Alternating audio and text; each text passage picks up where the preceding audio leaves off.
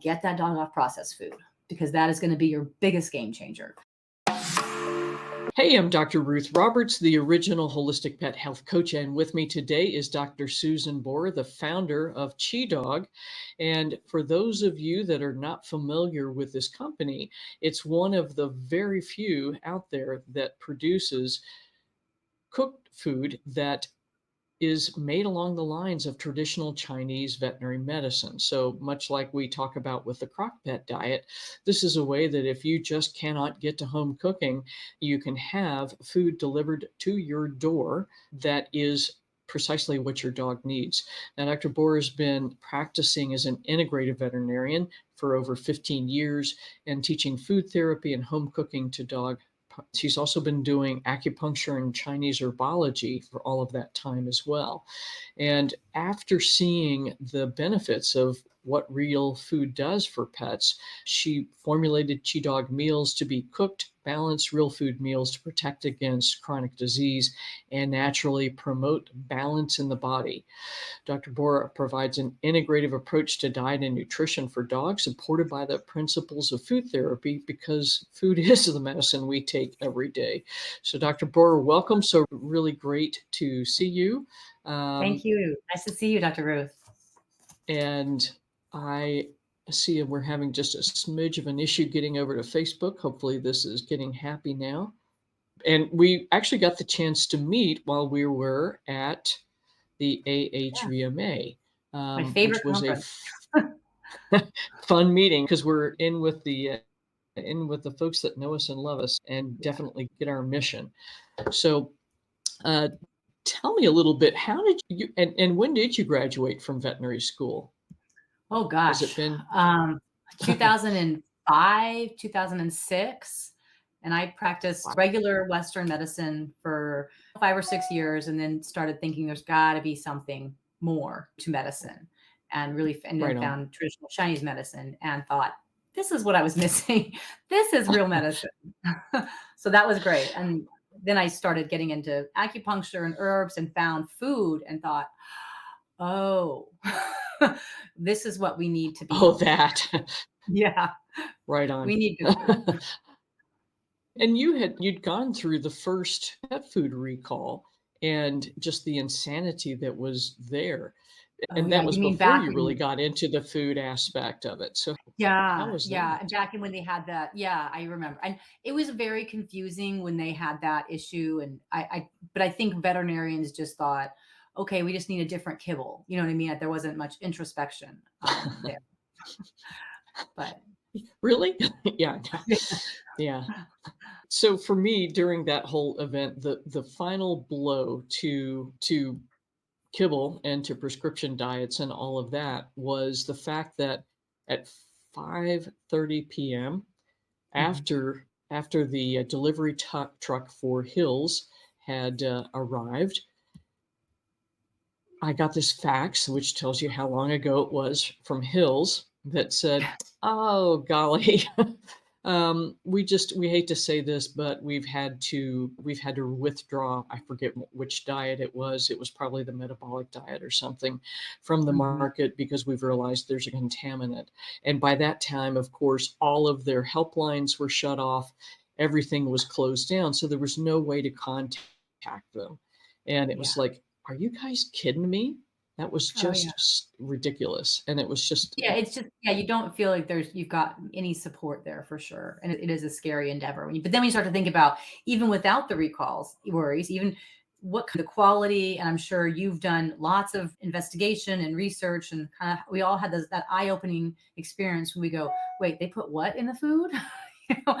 And then it's just this is not. And for me at least, and I don't know if you had the same experience, but when I found food therapy as a discipline in traditional Chinese medicine and started to understand that you can use whole foods to benefit the body in the same way that we use herbs, and the same way that we use acupuncture to try to direct the body to naturally heal imbalances. Because honestly, we have to eat food, so we might as well eat some food that's gonna benefit our bodies rather than harm our bodies. So for me at least, when I started doing those home cooking recipes just as another arm of traditional Chinese medicine, the incredible the benefit that I saw was just I thought, oh my gosh, we need to feed our dogs differently if we're going to get the health that we want for them.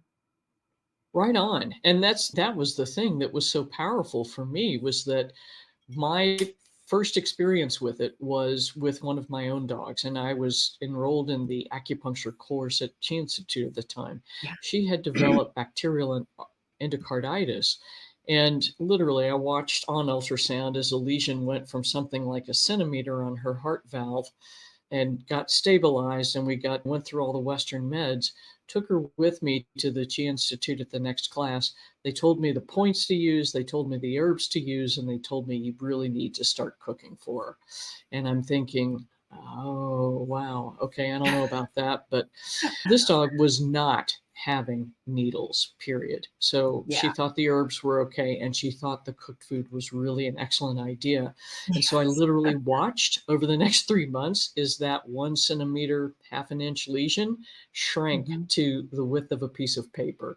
And there was no With the herbs question and the in my food. mind, with the Yeah. herbs and the food. And that was it. Yeah.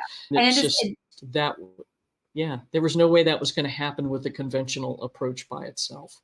we see a lot of, I'm sure you do too, is that's the patients that once the Western has failed, and I say failed, there's a lot of great things Western medicine does. A lot, God bless antibiotics, and the Western therapies are real and there are some true benefits there. But I, like you, there's a lot of chronic diseases and that Western medicine doesn't really benefit, especially when we're feeding a pro-inflammatory high carb diet. That understanding the benefit of real food can be a real game changer. And what's so lovely, like you said, your dog enjoyed the food. Like how wonderful that you have a treatment that they also happen to love, right? Like how great is Oh, that? yeah, exactly. It was like the highlight every day, twice a day. Woohoo! Real stuff. Cool. And we finally Yeah, got it some really folks feels good. filtering in. Yeah, it's amazing. It's just one of those wonderful things we can do. And finally got the connection to groove together. And so we've got Lisa jumping in from Florida, Naja Mueller, who actually I got to meet at Feed Real event. And I think Naja is going to be joining us in the coaching program. And Dolores is jumping in from Long Island. So there's several of you. If you want to tell us where you're from, and if you've got questions for Dr. Bohr, just drop them in the comments here. We'll get to them as we go. But hey, Janet from Nebraska, but what you're saying is absolutely right. You start to see what food can do, and the ability to really create essentially a prescription or follow an herbal formula that would benefit a specific condition using food is just an astonishing, powerful thing. Yeah. I always say there's nothing Yeah. better So, than I love, like for our yeah, diets, we make them because not everybody can cook all the time. But right. my ideal is if we can do a little bit of a whole food balanced diet, right? So check the box, we'll do the vitamins and minerals, and then have the dog owner or the client do a little cooking to add on a little more prescriptive, a little more, want to alter things, rotate, get some nice healthy rotation in there. That can be great. And it's really wonderful to be able to share with your dog a little bit of food, because I always say they love three things. They love you, walks, and food. So being Right able to on. bring, It's awesome. And that's a great point too, because some of the things that we would use in food as a sort of a prescription would be not really tasty in large chunks. So for instance, yes, if we were going to add ginger in, we don't want to throw the whole root in because we're going to put the dog's mouth on fire, sadly. right. Yeah, a little bit. Yeah. Like I love mushrooms. I'm sure you do too, for lots of damp draining, anti-cancer Right properties. on. We can feed them a plate of mushrooms. It's just a little bit of mushroom every day, but just a little. Yeah. Yeah, exactly. Because and that's it. Not sure who T2 is, but are there alternative seasonings that can be used? And that's exactly it. We're talking about using things like ginger or culinary herbs really to help improve the prescription of the food. So, what would you like? Let's say, let me back up 3 steps actually. What are some of the most common issues that you see folks asking you about in terms of when they're starting on your products?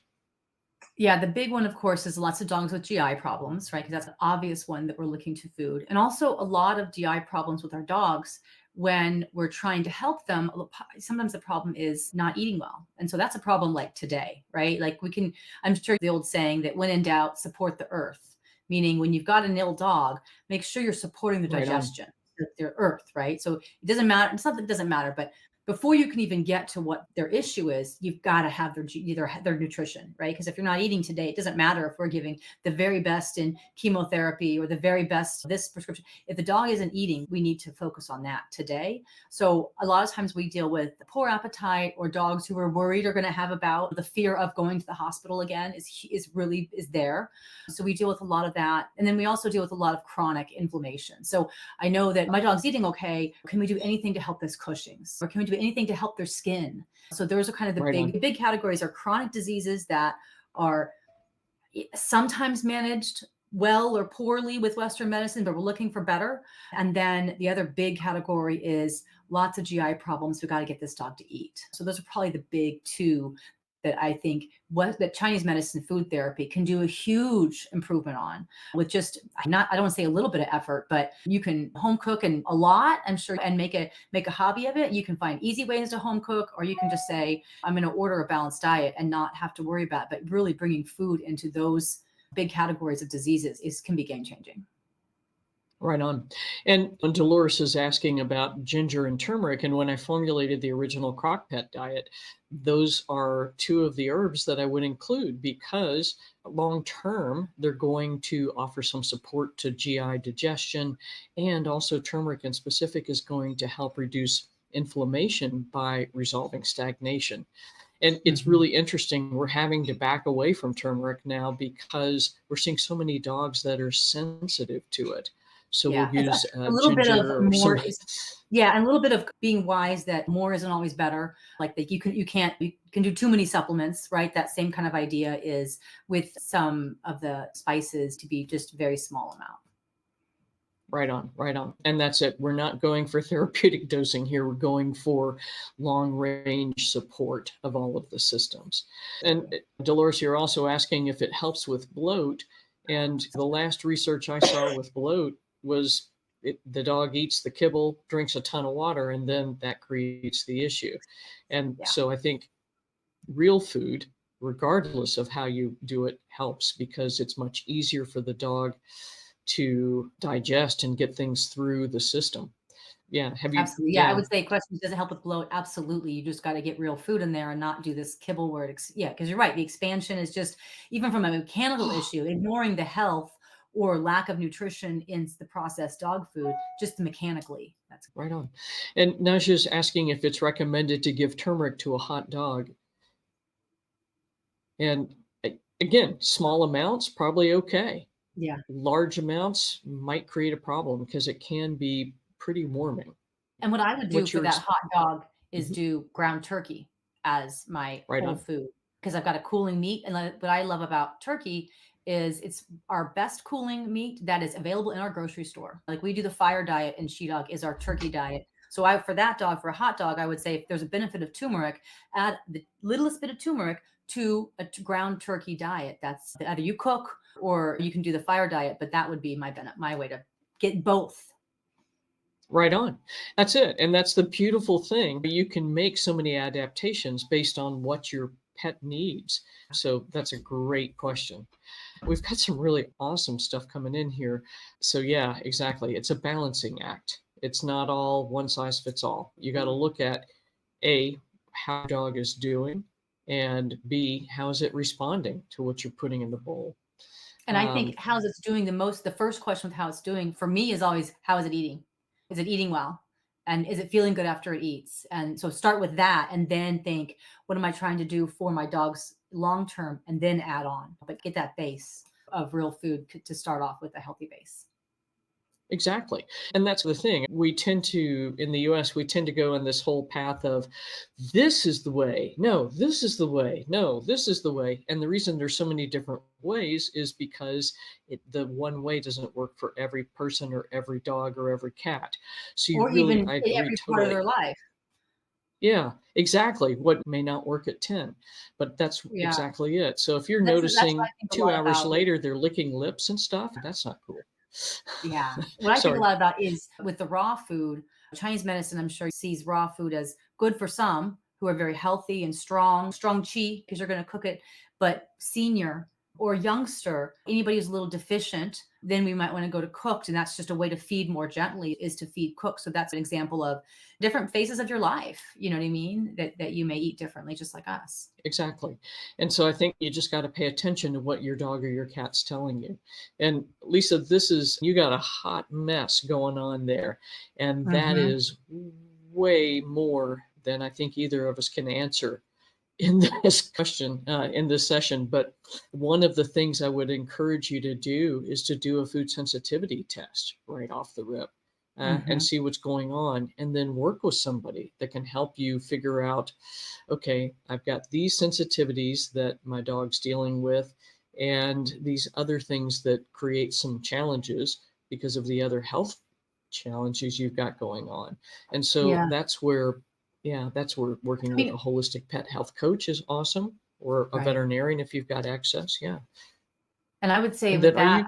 she's feeding Mhm. turkey, so you could, and if she's concerned about any change, you could do light change by maybe keeping the turkey in a different form. Or so you could either say, okay, well, I want to balance it a little bit, or I want to alter it a little bit, but still keep, like you could do like our fire diet is turkey, or if she wants to try a different protein, depending on, again, I probably, you're right, with help from a veterinarian, help from a pet health coach, but maybe even pork is another protein that I'll consider sometimes for GI sensitive dogs if I can't use turkey. Because I agree with her. I like turkey as my first choice. Right on. And sometimes you just, again, we've had so many pets recently come up sensitive to almost every protein. And so Yeah, I even had to create a vegan diet, which is going to raise that's hard. shudders and scariness. That's what it takes to clear the decks and then be able to start to add things back in later. Then that's an As like, option. yeah, our earth diet is similar to what you, so our earth diet is our only vegetarian diet. Not that we're trying to make dogs vegetarian, but it's a tofu and egg-based diet. So it's mostly egg Right for on. just what you're thinking of. Damp draining, how can, and it has mushrooms in it, and it has some, so we're trying to drain out, we use it for a lot of anti-cancer properties, try to drain out toxins. But I love to couple that earth diet with maybe a meat diet. So then we'll have a client do like a custom combination of earth and metal, like our beef diet, or maybe just cook in some ground beef so that you get a little bit of balance there, but still get those damp draining properties. Right on. And you guys have some awesome questions today. Dolores is asking, is meat better raw or cooked? And Good question. yeah, Yeah, I would say and I'm cooked. going to Cooked is tell more you, gentle. So go yeah, ahead. I agree. And if I'm right there with you, if your dog has got GI issues or has existing health issues, to me, that means leaky gut or intestinal permeability is already present. And if we think about the spleen, the main digestive organ in traditional Chinese veterinary medicine, it abhors cold and damp. So if we're throwing raw meat, that's cold and damp in there, even if it's a hot protein. So Right. to me, especially if your pet's got some issues, it's better to go cooked. Now, is that right for every single patient? Again, no. Look at your dog, look at your cat. What are they telling you? Do they feel good after they've eaten? And yeah, and organs and that kind of stuff, I would definitely cook as well, because unfortunately they do a lot of the filtering for us.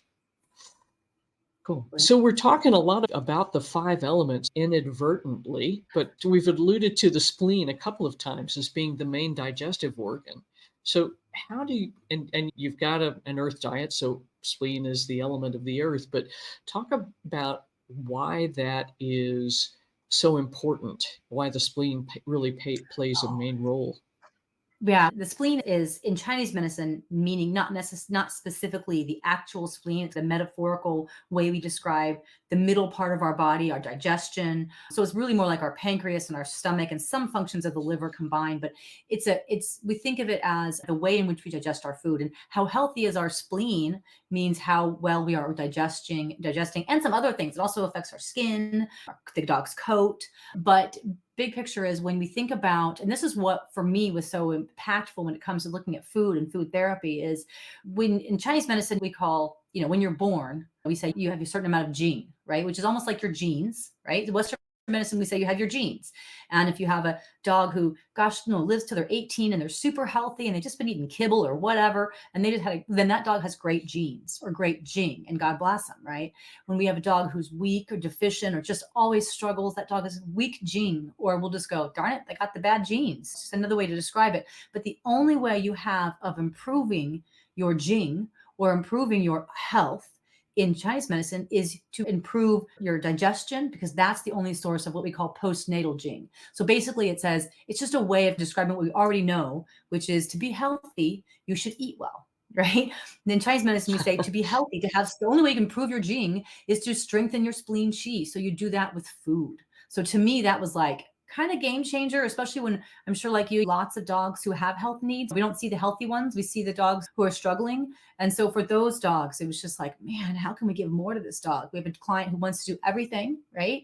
And a vet who's willing to do everything. And how can we bring more to this dog? It was always food.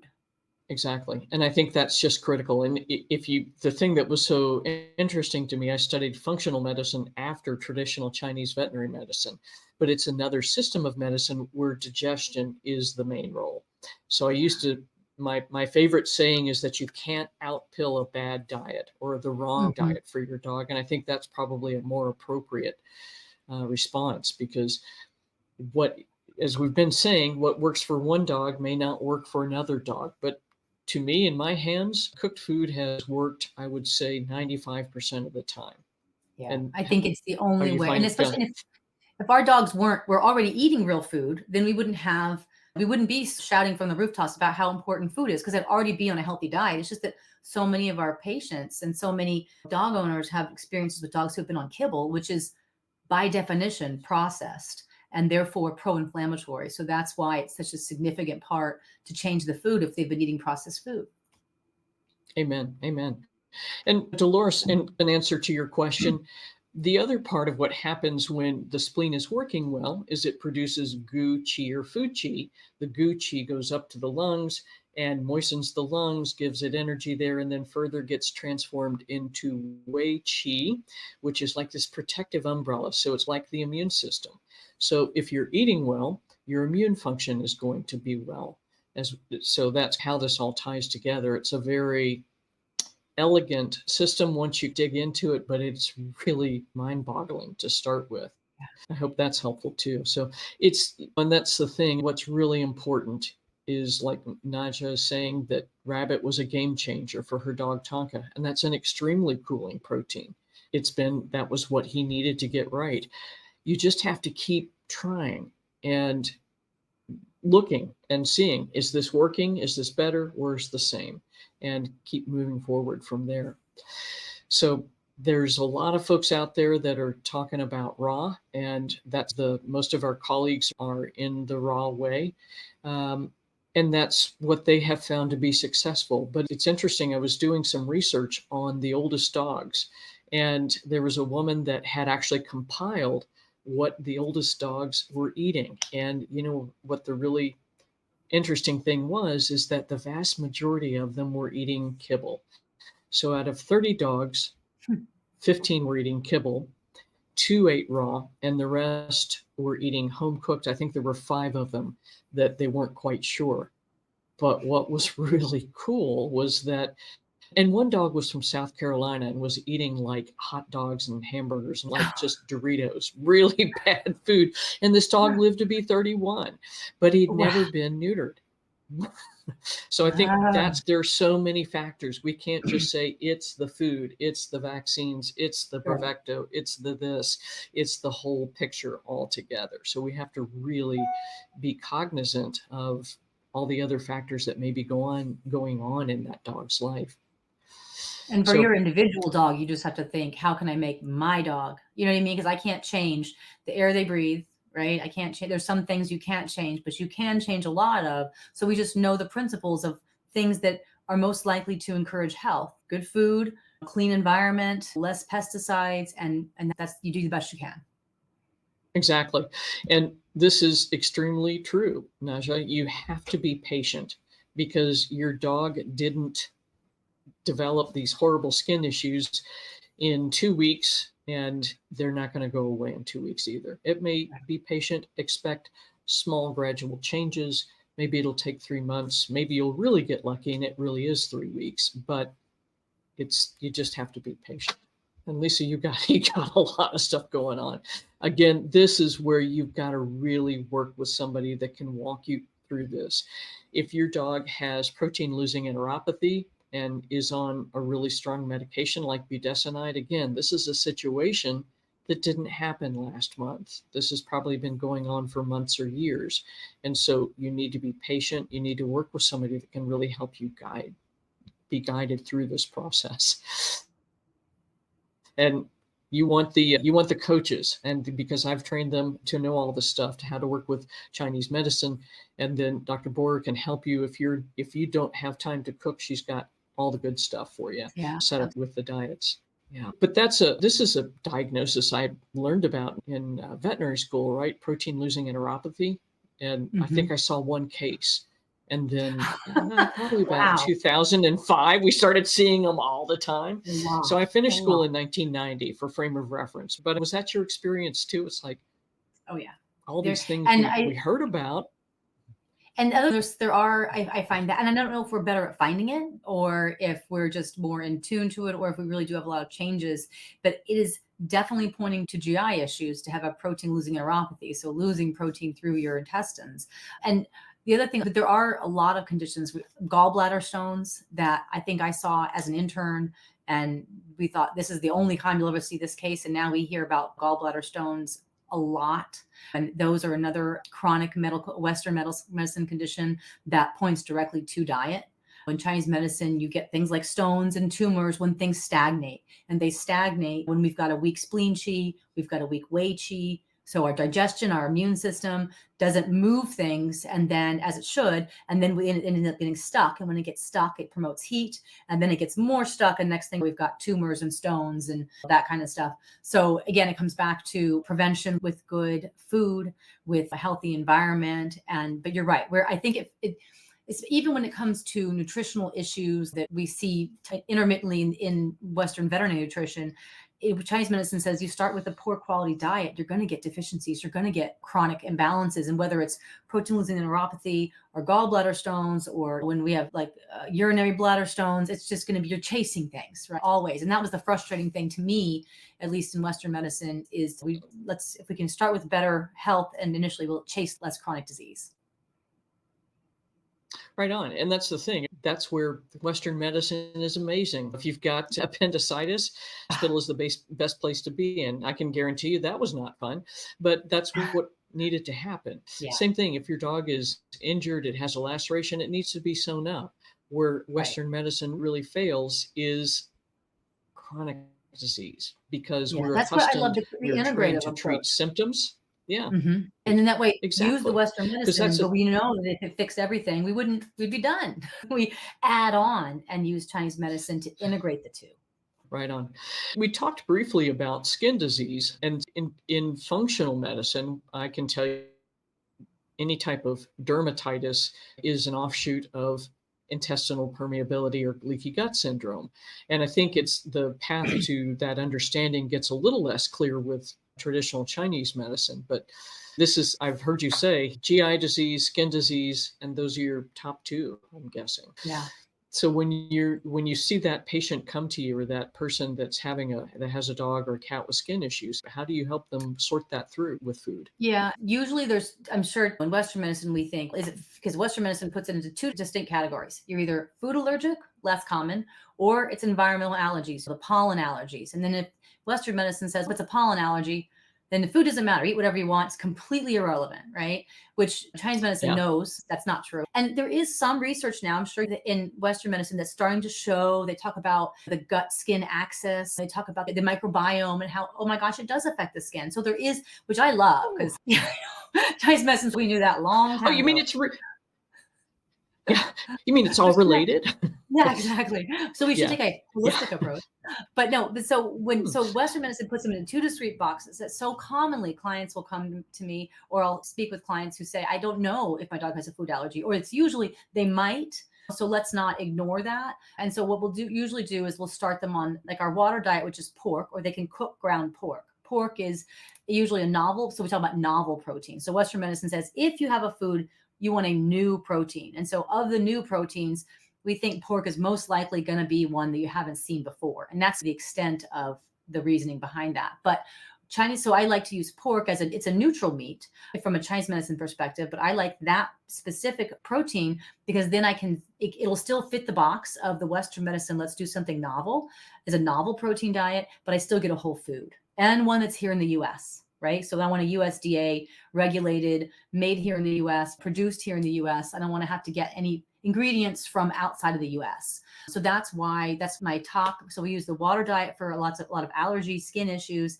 If we know this dog is really not a food allergy dog, then I like to use the turkey as a cooling protein. So we'll use fire diet. That's my other big one. I do have some dogs who are doing great on beef, right? So not every dog is going to be exactly the same, but just as a general rule, I'm sure if you have a skin dog, get that dog off processed food because that is going to be your biggest game changer. And then which one should I try? If I'm getting off processed food, which one should I try? Probably pork. Right on. And that's it. But it's amazing. There are dogs that when we're doing the food sensitivity testings, they come out fine for chicken because they've never eaten chicken in their Yeah. lives. So it just really, it just depends. Yeah, But I think it's an important distinction to make. Like you said, food allergies, truly less than 5% of any of the skin conditions are true food allergies. But I would wager that the majority of them have some level of food sensitivities, meaning that because of the leaky gut, their inappropriately digested molecules of the protein are getting into the lymphatic system. And so if we just clean the decks, take everything away that's irritating, we can reintroduce many of those foods later. And the dog or the cat's perfect, or the person is perfectly fine with them. But yeah, no, that's a good point, just, especially because rotation is beneficial. Like we talk about eat the rainbow, right? Like we know that our own right diet on. rotation is beneficial. Same is true for our dogs, unless you have some of these dogs we're seeing on the chat, dogs who are very sensitive, lots of GI issues. So I say rotation is something that we hope to build to. If we have a dog with GI issues, we start with limited. And then as their gut gets healthier, as their microbiome gets stronger, then hopefully we're able to branch out to eventually get them to rotate. So that's and then hopefully, or if you have a young, healthy dog that you want them just to stay young and healthy, that's the perfect rotation diet. Then send him a couple different proteins and that's great. Exactly. And Dolores is asking about veggies, and I think those are incredibly important. But again, like for Lisa's little dog that's got PLE, adding in a bunch of vegetables at one go would be disastrous because her Right. gut is Or just not not even, able to and handle it. yes, and not raw, Yeah. right? We would want to cook gentle. No, absolutely. Personally, I'm down for slow cooking because we're presenting everything in a pre-digested format. And Yeah. because these guys are often so sick, that's all they can handle. So I Right. think it's important. And again, this is Because I where, do hear a lot of, go ahead. yeah, Well, no, exactly. Please. I do hear a lot of clients who say I have a dog with GI issues, and so they're thinking to help their GI issues, they're going to give them more because we think what's healthy vegetables. So giving them more vegetables to try to help them can actually be counterintuitive because what you want to focus on is just cooked and gentle, which is meat, carbs, right? Cooked and gentle, and then a little bit of cooked vegetables is good as long as it's just a little. And then, but you don't want to be giving a dog with GI issues lots of carrots and raw green beans all day because that could be too much roughage for their stomach. Exactly. And that's it. If you've got a massive dysbiosis going on in there, you throw in disaster pants. Exactly, Lisa. You throw in a bunch of raw vegetables and it's an unhappy next several hours. So Right. that's it. I would, with one of our starter diets is literally just a protein, a small amount of butternut squash, a small amount of kale, and a small amount of a healthy fat, just to get the gut able to tolerate things. And then we gradually add other ingredients in based on what that dog can handle. Right on. So any tips you can think of that for people they've been feeding kibble? I think all of y'all are probably not feeding kibble, but that seems to be the hardest switch, is from kibble to some sort of real food. So what are the tips you typically recommend? I definitely say if you have a dog who you want to try it, easiest thing is to grab the eggs in your fridge and scramble an egg. And owners are always asking me, what kind of oil? Can I use butter? Like, how do I scramble an egg? It's like we forget how to do food when it comes to our dogs. Whatever you normally cook it, a little olive oil, a little butter, whatever. That's fine. Just go ahead and cook a little bit. And because usually it's something you already have in your fridge, right? So scrambled eggs can be great. If you have a really picky dog or a senior dog, and so you really want to get some of that nice, healthy, natural fat, ground beef is one of my favorites. I'll say, let's go ahead and, because I have a lot of clients, if they come to me and say, I ordered your metal diet, your beef diet, and I really want to get started tonight. How can I say, grab some ground beef and start to cook it in the skillet, little olive oil or butter, whatever you usually use, and then start to top a little bit to your food and just try to add that. And I really encourage owners to start there, because I'll say our diets are all ground meat. So we do just the same ground meat that, you and I get at the grocery store. And so we use that as our base, and with that and a little bit of carb. So we do low carb, like 10% carb. We don't like a lot, but a little. And then a little bit of cooked vegetables. So basically our recipes, our whole food ingredients are on our website, and any of those whole foods you can test out and cook a little bit with your dog, and then just to get some real food in their bodies. Because I'm sure if you've got 150-pound great schnauzers or something, you could always add in some of their food to be home cooked. And I will do that a lot. If an owner says, I have a 90-pound Rottweiler, I really want to get them on something healthy, we'll say, order for a 45-pound dog. And now you've got half their food. Right? You've got half of it balanced. Right on. You've got half, and then you could cook a little bit or do a little kibble. That way you really have some flexibility there, just to do what works for your dog and what works for your household and your schedule and all that kind of stuff. Exactly. Because that's the other big thing too. It's like we have all these intentions to do the right thing, but the reality is that if we've only got 30 minutes of time to ourselves at the end of the day, the last thing we want to add into that 30 minutes is making the batch of food for the next 5 days. So do what you think you can do consistently. If your dog's pretty healthy and you're feeding kibble, go get a bag of Normandy blend vegetables, take a small handful, boil them in water, cook them really well, chop them up a little bit, throw them and the water on top of the kibble, and that's a good start. You're still improving what's in your dog's bowl dramatically. Yeah. And it's very, I find that the more you are able to give them real food, just you see the benefit both in a health wise, and then also just from them emotionally. You'll see, I'm sure you've had experiences where we'll have the dog who's the owner switches to real food, and it's, oh my gosh, that anxiety improved. Could you believe that they're sleeping better? So those kinds of just general being things are, and that kind of encourages us to keep moving with it if you get the immediate kind of benefit there.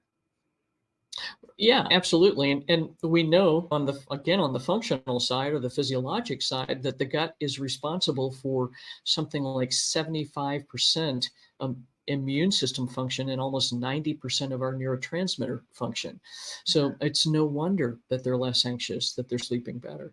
So it really, there's studies in people really, that show, they're showing processed food connection is related to depression. And so just that connection of the brain and the gut, it happens in our dogs too. They're mammals.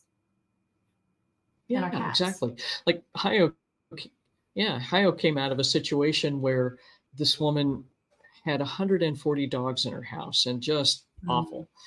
So her anxiety level was astronomical. She had her right front leg was broken. I can't even begin to think of what had been going on there for her. But when my mom got her and started giving her real food, this dog was like, really? That's for me? And she was like, oh. And the poor thing, this is the last dog I did surgery on. I had to spay her and take out all of her teeth. Her mouth was that bad. So I think that was one of the first times in her life it didn't hurt to eat too. So it's just astonishing. But how much inflammation can be in one body. Exactly. It's just crazy. One of the things that I wanted to share with folks is your website. And let me see if I'm smart enough to do that. But you've got a really cool site, really detailed as far as the information goes, how basically the concepts behind the diets that you've produced, and you're able to get the diet formulated and delivered straight to the pet parent's home. And I mean, I think that's great. Because I did this because I did recipes, home cooking recipes for my clients for years. And my recipes, as I went, they got simpler and they got easier. And at the same time, it was also like this, for some clients, it was like you'd see the benefit in the dog when they're home cooking, but it'd be hard to always do it. So it was that commitment. It was like, and kind of didn't want to always be trying to retrofit another company's food and to get the Chinese medicine pattern. You know what I mean? So if you Done. go to the top and hit diet plans, it'll show what specific conditions, for example. So we try to translate it to Western medicine. So if we have a Right on. pancreatitis, we're going to recommend lean protein. You know what I mean? We're going to recommend the turkey diet. If they have, like, for example, the wood diet is going to be for GI sensitivity. That's our gentle chi tonic, right? So we try to Right put on. the Western medicine conditions. So even if you want to just see, go, my dog has inflammatory bowel disease, then you can look at the water diet and look at the ingredients and just have an idea of proteins and foods that will benefit from a holistic perspective. We just tried to use it. They could use it either way. And so we've got lots of blogs that really talk about case, but here's just, let's talk about skin. Let's talk about liver, let's talk about cancer. You know what I mean? So we try to go through. And so it can be a lot of information, but we try to go through and give a place where people can find some information about their dog's specific condition from a food therapy perspective and just get some more knowledge. Because I find a lot of times when it comes to feeding your dog, there could be it can be scary, especially if your dog isn't doing well or it can be a lot.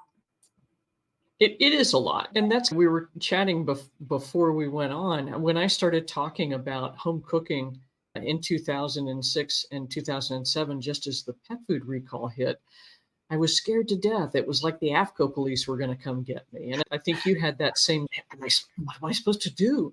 Absolutely. And That's really, for us, finding a nutritionist who saw the benefit of whole foods helped us, because then we were able to balance it. But over time, right. our nutritionist will say, if that client is feeding half balanced diet, so we'll do a lot of 90-pound dog orders for 45 pounds of dog of Chi Dog, that gives them a balanced base. And then they can home cook, like maybe doing your crock pot or something. They can home cook all kinds of stuff on top of it and not have to balance that, because they've got a balanced base. Half of your diet is balanced, and that's what you need to have a balanced diet. Right on. And when Judy's asking a great question, Honest Kitchen or one of the other dehydrated foods, I think that if your next option is kibble, this is a good option, but Yeah, it's absolutely. still more processed. And so that's the thing. The less processed the food is going into your bowl, the better things are. So I think that's really critical. Yeah, the moment we can get to a whole food, you can identify what it is. You can see it and know what it is. And the only thing I add is, when you have little dogs, small pieces, little mouths, small pieces, which Right I'm on. sure you already get that with your crock pot. You've already made it so gentle. Exactly. And you can make it into a puree. And that's the bizarre thing. Like this, she has her two little canine teeth. She doesn't want a puree. She wants chunky food. Go figure. I always say it's better to chew on healthy gum than painful tooth, right? Yeah, exactly. Yeah. And that's precisely the thing. One of the other things you've got is an ebook, and we'll drop the link here in just a second into the chat here. But what is this book you've got? So it's basically a compilation of a lot of our blogs and a lot of our kind of in-depth looking at individual conditions, so that I don't expect a dog owner to go and read the whole thing, but look, you could use it as if I have a skin dog, I might want to read the skin chapter. If I have a liver dog who's dealing with liver disease, I might want to see, what does traditional Chinese medicine say about liver disease and how do we support the liver with this? So we do a lot on cancer prevention, cancer when dogs are on chemo. Like, for example, when they're on chemo, we're going to say, or they're weak, they're dealing with they feel it. Then we're going to say, feed that dog beef. Oftentimes, what a great blood builder. Strength. And if the dog is doing great, we want to prevent cancer, we might say add in some earth diet, so that or some egg and tofu, some mushrooms. So we have some different thoughts about how to use food for different conditions in that ebook. That's awesome. And I'm noticing too, I think I don't see a place to drop a person's email, but here's the support email. So you can was that cool? Yeah, I don't know if it didn't, I don't know how it's missing that one spot. It should be sent over. But if it's not on your, I'll resend it.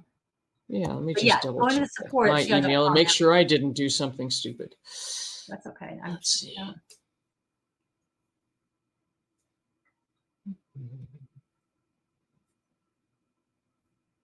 Right.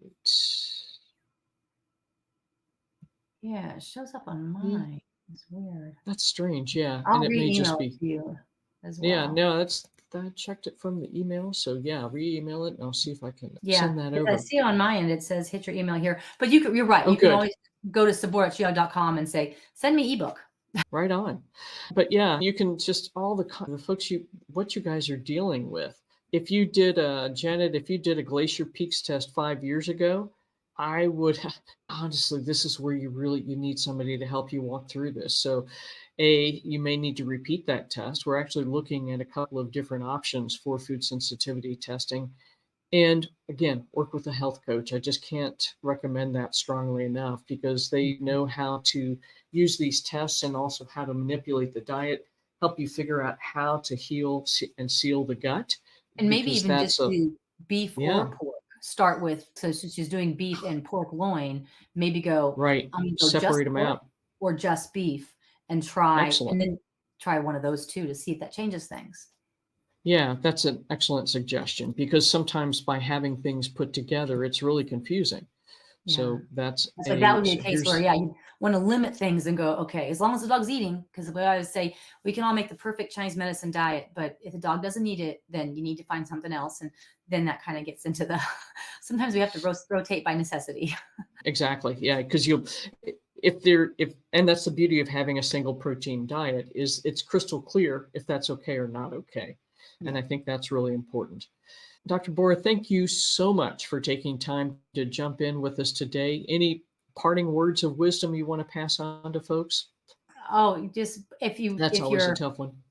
no, if you have a couple of minutes, I would say go to your fridge, grab something real, put it in your dog's food, and start there. And if you're already well into Whole Foods and you're already doing that, then maybe our ebook, Food Therapy book, can help give you some more insight into how to go further for your dog to help support them.